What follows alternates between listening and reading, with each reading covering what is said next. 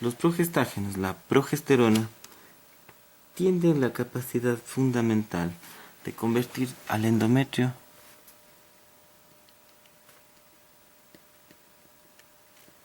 en un endometrio secretor,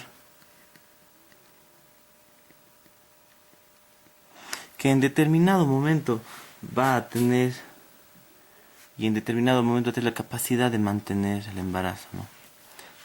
Los progestágenos tienen la capacidad de mantener el embarazo en determinados tiempos. Al igual como analizamos, tenemos que, con el caso anterior debemos de la clasificación de los estrógenos, o de los progestágenos, perdón. La clasificación de los progestágenos en dos grupos, fundamentalmente. El primero, los derivados de la 17 progesterona.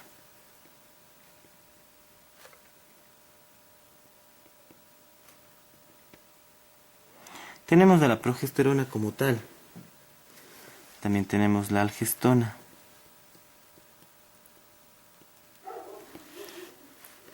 La medroxiprogesterona.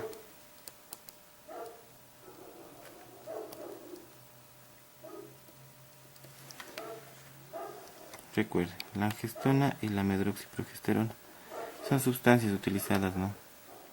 O son sustancias derivadas de la 17 progesterona. Además tenemos un segundo grupo, los derivados de la nortestosterona.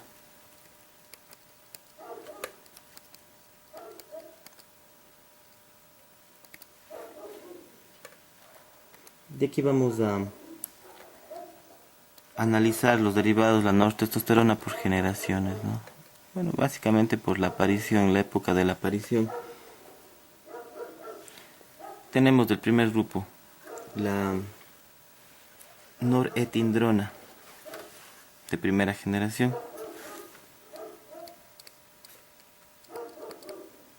Norepinefrina, primer fármaco. Acá, los de segunda, que son los más utilizados, el norgestrel y el levonorgestrel.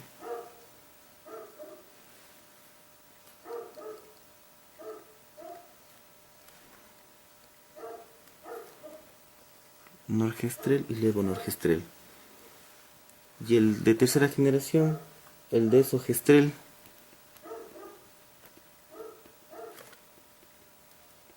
y el gestodeno.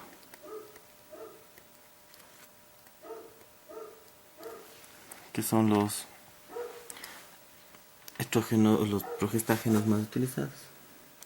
Y así como teníamos algunos de origen natural, los estrógenos, acá también, ¿no? Se los considera otros, como por ejemplo la tibolona. Son otras sustancias de origen natural, semisintético, que tienen efectos progestágenos, ¿no? Como progestágenos. En cambio, los progestágenos, si hablamos un poco de la cinética, un poco difícil la absorción por vía oral. Entonces, hay que preparar como valerato también. Hay que prepararlos como o preparar. La vía oral se utiliza preferentemente para los sintéticos, ¿no? Como en el caso del grupo de la nortestosterona, los derivados de la nortestosterona que tienen un origen sintético. En cambio, los derivados de la 17 progesterona no se podrían absorber de manera adecuada por vía oral. Igual su metabolismo hepático se distribuye anclado a proteínas.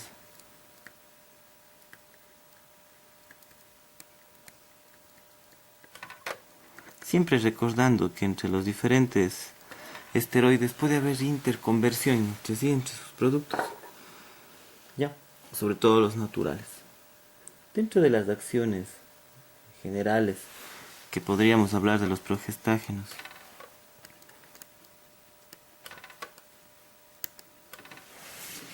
vamos a incluir aquí las generales.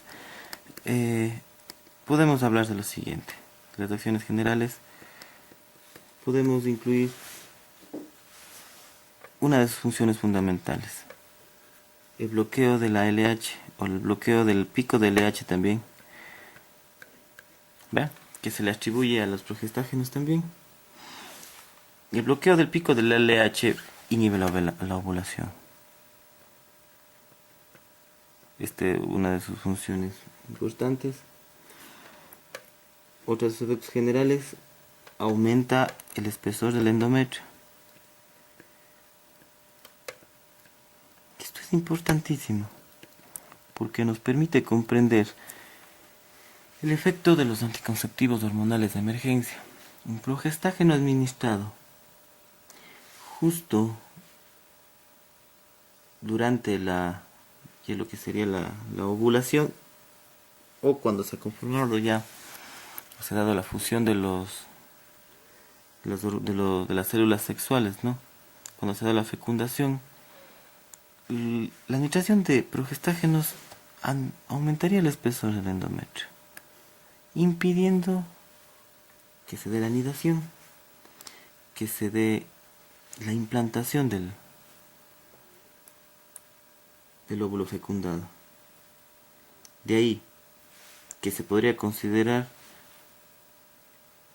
sus efectos como anticonceptivos. Pero si ya se dio la anidación, la implantación, los progestágenos, con sus acciones como por ejemplo aumentar el espesor del endometrio, sería más bien una sustancia que favorece el embarazo.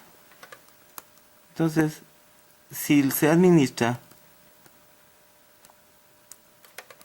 los progestágenos en una determinada época, si es antes de que se dé la implantación, se consideraría un método anticonceptivo.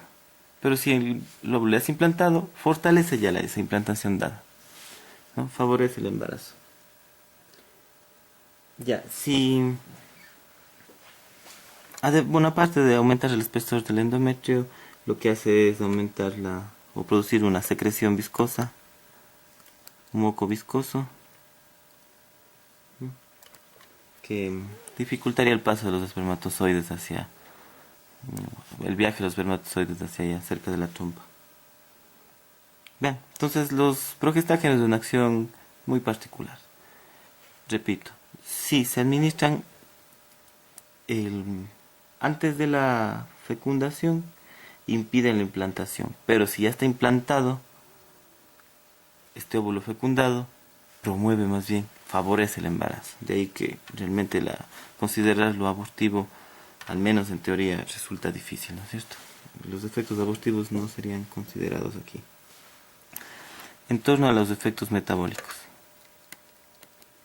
¿Qué efectos tiene a nivel del metabolismo?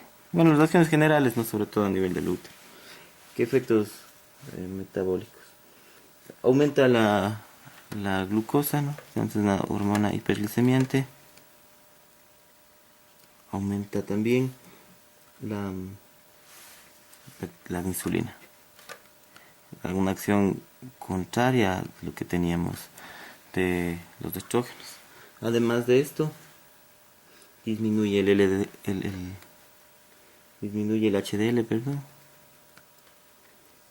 Aumenta el LDL. Por lo tanto, si a una mujer menopáusica le diéramos progestágenos solos, estaríamos aumentando y sobrepotencializando los efectos adversos de la falta de estrógenos, al menos a nivel cardiovascular. En torno a los efectos sobre el vaso, a nivel del vaso sanguíneo, tiene efectos contrarios a lo que tienen los estrógenos, ¿no? Más bien lo que hace es antagonizarlo, ¿no? Antagoniza los efectos de los estrógenos, produce vasoespasmo y hay un efecto proagregante ahí, o procoagulante, diferente que los estrógenos, que tienen un efector más bien protector. A nivel del sistema nervioso central,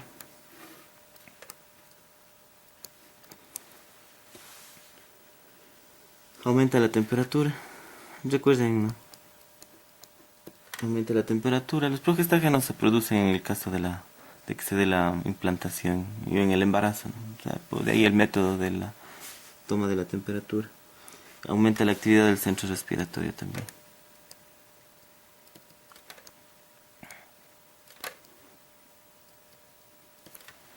Aumenta la actividad del centro respiratorio. En el sistema nervioso central aumenta la temperatura, aumenta la actividad del centro respiratorio. ¿Ya? Tiene una actividad antitumoral.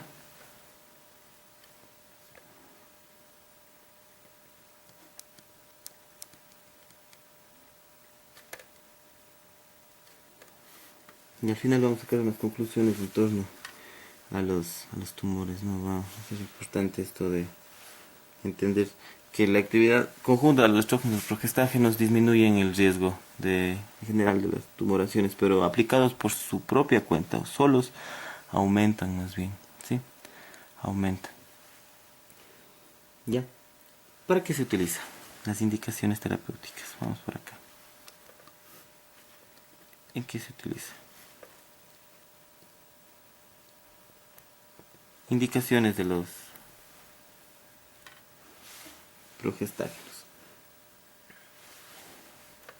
Ahora sí, junto con los estrógenos, junto con estrógenos, se utiliza para terapia hormonal de sustitución, como anticonceptivos hormonales. Como anticonceptivos hormonales también, a dosis bajas, ¿no? Y básicamente es ahí donde se maneja. Bueno, aquí hay que aclarar algo, ¿no? Como anticonceptivos hay una ventaja. Cuando se utiliza anticonceptivos con estrógenos, o hablemos de estrógeno más progestágeno, son muy útiles, disminuyen el riesgo cardiovascular, ¿no? Y algunas cuestiones, o al menos no aumenta el riesgo cardiovascular o lo hacen en una cantidad pequeña. Son bastante bien tolerados, pero los estrógenos, dentro de la terapia como anticonceptiva, no puede ser utilizado dentro del embarazo.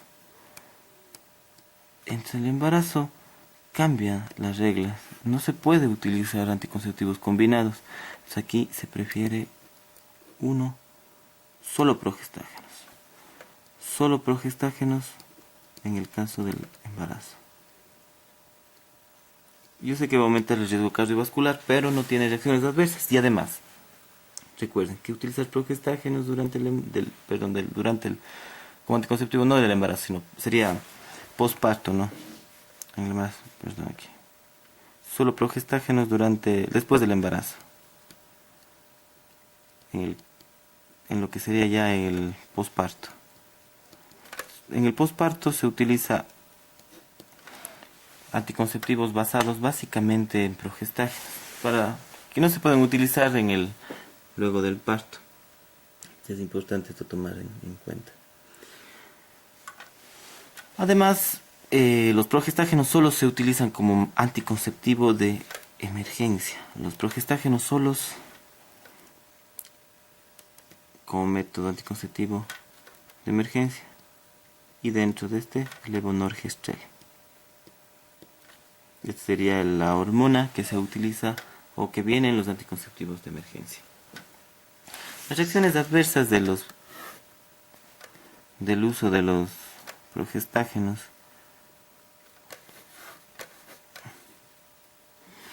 disminuye el tiempo y volumen del sangrado,